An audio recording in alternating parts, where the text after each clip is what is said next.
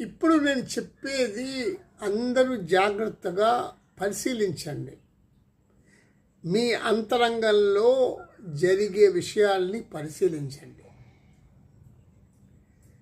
నీ జ్ఞాపకాలు, నీ ఆలోచనలు, నీ ఊహలు, నీలో ఉన్న పరిమిత చైతన్యము లేదా మనస్సు తెరపై చలనచిత్రాలుగా నీ సూక్ష్మ శరీర నేత్రానికి స్పష్టంగా కనిపిస్తుంది.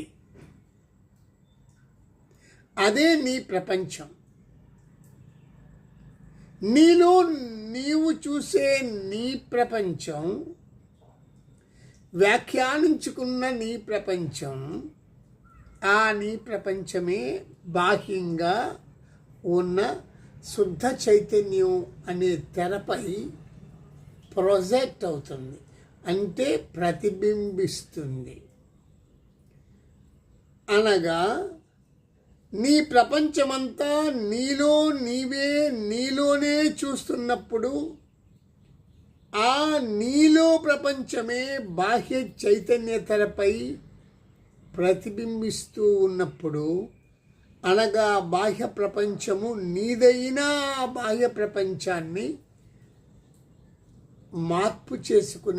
మార్చే శక్తిగా నీవు రూపొందించవచ్చు లేదా శక్తిగా నీవు మారవచ్చు.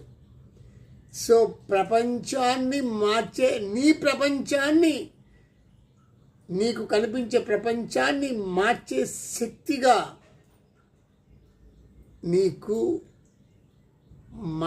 మార్చే శక్తిగా నీవు మారే అవకాశం నీకు ఉంది. ఇది గుర్తుపెట్టుకోండి. ఇది సత్యం.